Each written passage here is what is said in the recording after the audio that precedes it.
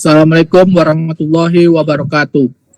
Kami dari kelompok 8 yang beranggotakan saya Rolanda Jonathan, yang kedua ada Alif Kayudra, dan yang ketiga ada Babang Jelani akan mempresentasikan hasil proyek UAS pengenalan kecerdasan buatan kami, yaitu memprediksi harga penutupan saham menggunakan LSTM. Nah, pada proyek ini kami membuat model deep learning untuk memprediksi harga penutupan saham berdasarkan data historik. Permasalahan ini termasuk ke dalam data der waktu atau time series, karena nilai harga saham saling bergantung dari waktu ke waktu. Untuk menyelesaikan masalah ini, kami menggunakan arsitektur long short term memory atau LSTM. Nah, dataset yang kami gunakan, kami mendapatnya dari Kaggle. Merupakan data di dalam dataset itu merupakan data histori saham yang terdiri dari beberapa kolom seperti open, high, low, close, dan volume. Pada proyek ini kami hanya menggunakan kolom close atau harga penutupan, karena harga penutupan sering dijadikan acuan utama dalam analisis saham. Nah, langsung saja kita ke codingan. Yang pertama itu import NumPy, Pandas, Matplotlib. Nah, ini digunakan untuk mengimpor library yang dibutuhkan dalam proyek.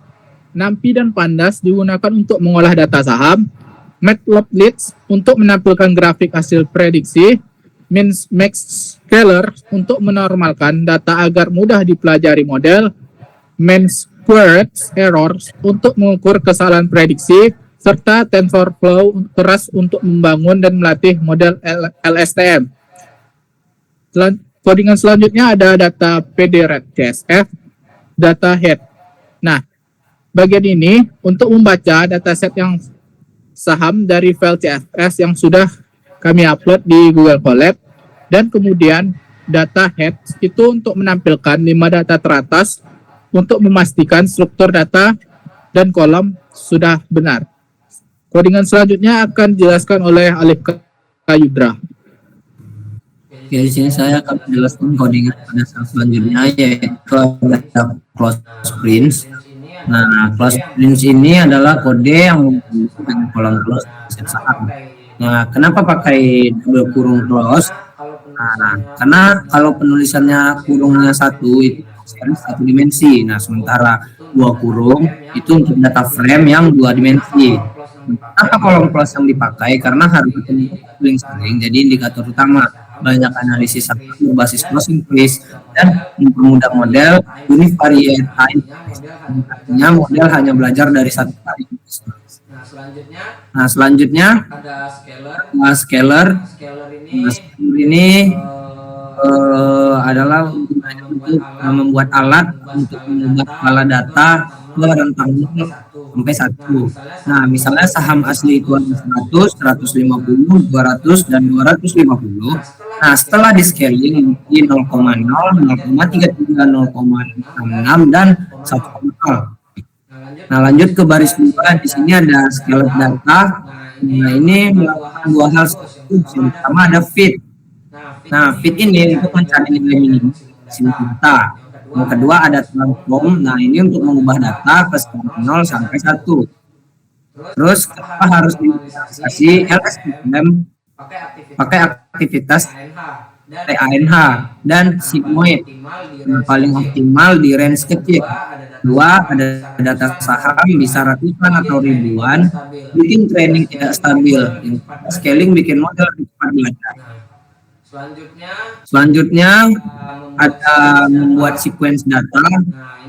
Nah, ini penjelasan perbagiannya yaitu adalah fungsi create database. Nah, ini fungsi untuk mengubah data dari data input atau output. LSTM tidak membaca data satu, tapi membaca urutan waktu. Nah, yang kedua ada parameter time step sama dengan 60. Nah, ini model akan melihat 60 hari sebelumnya untuk memprediksi hari berikutnya. Nah, kalau time step sama dengan 60 berarti hari ke-1 sampai 60 prediksinya di hari 61. Tapi kalau hari kedua sampai 61 prediksinya di hari ke-62. Begitulah seterusnya. Terus yang ketiga ini adalah bagian loop ulangan. Nah, ini loop berjalan sepanjang data dikurangi 60 supaya tidak keluar indeks. Nah, selanjutnya ada baris yang X event ini mengambil 60 data berurutan sebagai input. Contoh 120, 122, 119, 125. Nah, itu di seterusnya sampai 60 hari. Nah, barisnya yaitu Y event. Nah, ini untuk mengambil satu hari setelah 60 hari itu sebagai target. Nah, yang nah input hari si harga hari ke-61. Nah, yang keempat ada return. Nah, ini untuk mengubah list dan array bisa dipakai model. Nah, yang terakhir ada pemanggilan fungsi yaitu x, y, create database, dataset, scale data, dan timestamp. Nah, sekarang x kumpulan urutan dari hari dan y harga hari berikutnya. Nah, selanjutnya ada split data. Nah, split data ini apa aja yang dilakukan? Data dibagi menjadi 80% data training dan 20% data testing. Nah, di situ ada train size. Nah, terus itu untuk menghitung jumlah data yang akan dipakai untuk melatih model. Misalnya total data ada 10.000, train size-nya dibuat jadi 8.000. Nah, selanjutnya ada X train size. Nah, ini untuk mengambil data dari awal sampai indeks ke 8.000 data training. Nah, terus ada X train size. Selanjutnya itu mengambil sisa data atau data testing. Ini adalah dua yang pertama untuk dilakukan ke Y. Nah, terus bagian kedua ini resep untuk LSTM yaitu train dan XS. Nah, kenapa perlu di resep? Nah, itu LSTM tidak bisa menerima data dua dimensi. Nah, format yang dibutuhkan adalah samples, timestamp, dan features. Terus selanjutnya ada model sequential. Nah, ini penjelasan bagiannya itu artinya saya membuat model atau kami membuat model jaringan dengan syarat layer yang disusun berurutan dari atas ke bawah. Nah, alur itu seperti input, LSTM, terus dance, baru output. Nah, fungsinya itu untuk menangkap pola dasar waktu. Kenapa itu sequence itu? Nah, karena masih ada LSTM lagi di bawahnya, yaitu LSTM50. Nah, LSTM kedua untuk memahami pola lebih kompleks, menyaring informasi penting dari layer pertama. Di sini return sequence false itu default. Jadi hanya akhir yang di layer dance. Nah, layer ketiga ini layer terakhir itu input. Dance kurung 1. Dance layer biasa ini connected. Nah, fungsinya menghasilkan satu nilai output yaitu prediksi harga saham. Nah, selanjutnya akan dijelaskan oleh Babang Jelani. Baiklah, di sini selanjutnya yaitu tentang history model fit. Yang pertama ini ada X train, Y train.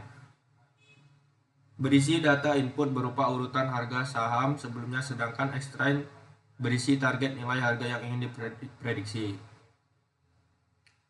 Kemudian ada EPOS sama dengan 20. Model terlihat seluruh data training sebanyak 20 kali. Setiap EPOS, bobot LSTM diperbaiki sedikit demi sedikit. Kemudian batch size sama dengan 32. Menentukan beberapa banyak data yang diproses model sebelum bobot diperbarui. Kemudian validation split sama dengan 0,1. Sebanyak 10% dari data training digunakan sebagai data validasi. Fungsinya ini untuk mengecek performa model selama training. Data validasi tidak dipakai untuk belajar, hanya untuk evaluasi sementara.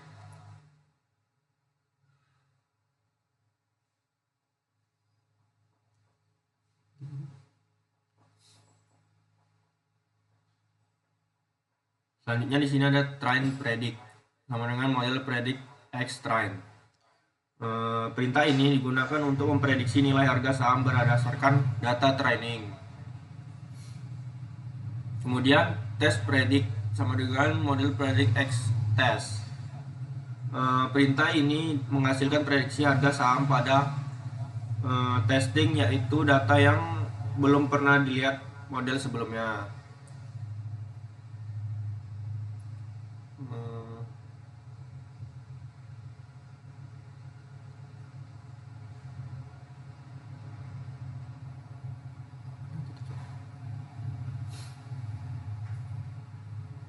Selanjutnya, Trend Predict Scalar Inverse Transform. Trend Predict. Baris ini langsung melakukan dua proses sekaligus, yaitu memprediksi dan mengembalikan hasil dari skala asli agar lebih efisien.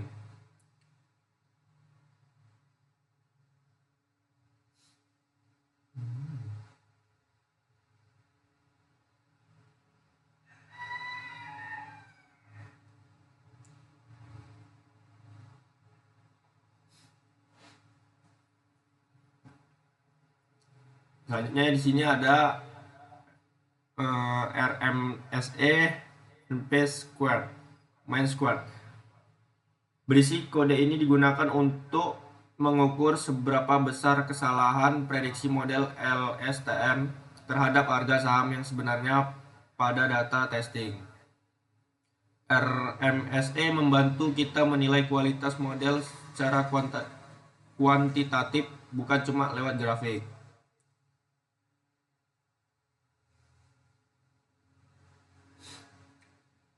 YTS aktual ini variabel berisi nilai harga saham sebenarnya pada data testing, yaitu data yang belum pernah dilihat model saat training.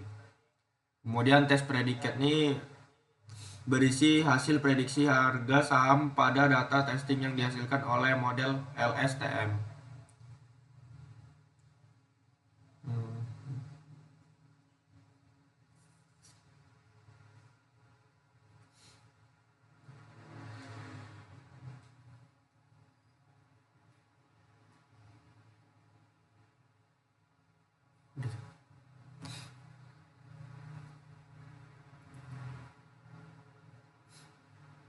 Baiklah, selanjutnya di sini saya akan menjelaskan prediksi harga penutupan saham.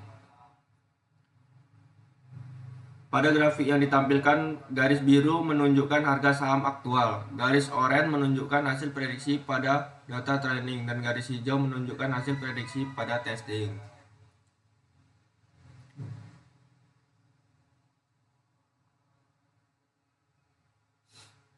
Terlihat bahwa pada data training, hasil prediksi sangat mendeteksi data aktual. Hal ini menunjukkan bahwa model berhasil mempelajari pola historis harga saham. Pada data testing, prediksi masih mampu mengikuti tren harga saham, meskipun tidak selalu tepat pada titik kenaikan atau penurunan yang tajam. Hal ini wajar karena harga saham sangat dipengaruhi oleh faktor eksternal seperti berita dan kondisi pasar yang tidak terdapat dalam database. Baiklah, di sini kesimpulannya, berdasarkan hasil yang diperoleh, dapat disimpulkan bahwa model LSTM mampu memprediksi harga penutupan saham dengan cukup baik, terutama dalam mengikuti tren pergerakan harga, namun model masih memiliki keterbatasan dalam memprediksi fluktuasi ekstrim. Baiklah, selanjutnya akan dijelaskan oleh Rolanda. Nah, proyek ini membuktikan bahwa learning dengan arsitektur LSTM dapat digunakan untuk memodelkan data dan waktu dan membantu memprediksi harga saham berdasarkan pola historis. Nah, sekian presentasi kelompok kami. Apabila ada kesalahan dan kekurangan kami mohon maaf. Assalamualaikum warahmatullahi wabarakatuh.